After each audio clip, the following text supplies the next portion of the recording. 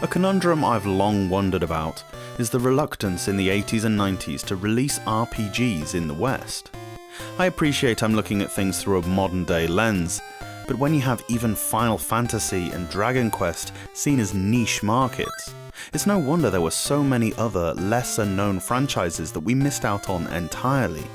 And it's a real shame, especially when coming across something like Aretha, a very obviously brilliant Game Boy trilogy that would eventually spawn 6 titles across all systems.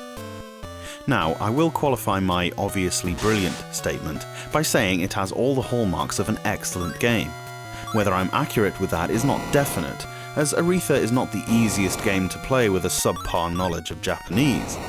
This title, more than normal, there is a lot of text. Fortunately, the combat system is your traditional turn-based deal, and this one works better than most.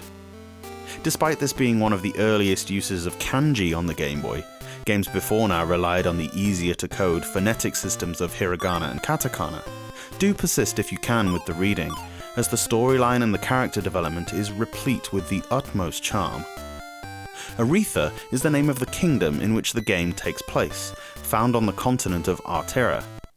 As you might suspect, the similarity of the names of the two places causes enough confusion on its own.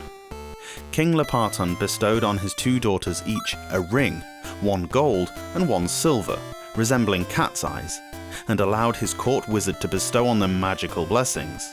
However, at that very moment, the evil demon Lord Howard invaded Aretha and kidnapped one of the princesses.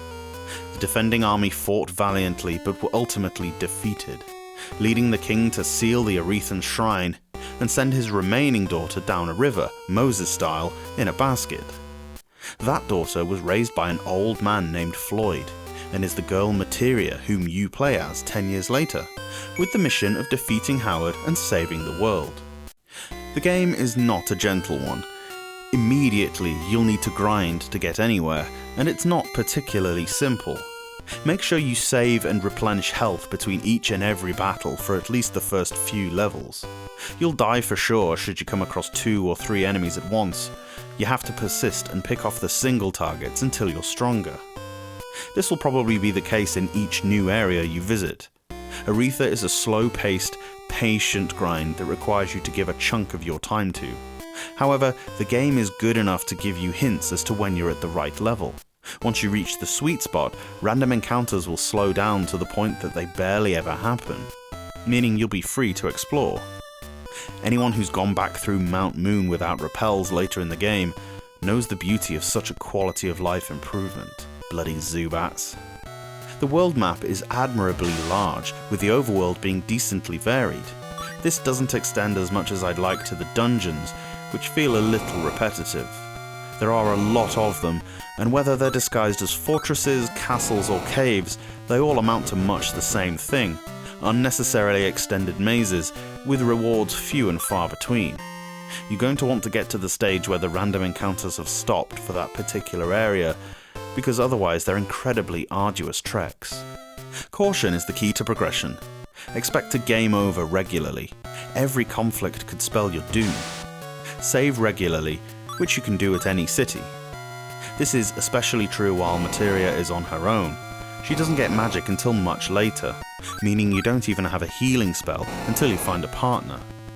Materia is a lonely lass at first, to the point where she can self-talk, a kind of hint system where Materia will chat to herself, wondering what she should do next. This became the party talk mechanic that you frequently see after this in other RPGs. So desperate for friends as she is, there's even a capture mechanic whereby you can persuade a monster to fight alongside you. It's pretty naff though. They'll only join you for one battle, and seem somewhat reluctant to fight, as they're immediately weaker than the enemies around you, meaning you probably won't use this much. Let's take a moment to admire what feels so special about Aretha. It truly is a remarkable looking game. The attention to detail is quite astounding, bearing in mind this was only 1990. The Final Fantasy titles came close to this, but realistically Aretha goes above and beyond even that. Bear in mind too that developers Yanoman didn't have the resources or experience that the Square development teams had. In fact, this was Yanoman's first game ever. Many early developers had a problem manipulating Game Boy code into half-playable RPGs. Not these guys. They hit it out of the park straight away. Localization when?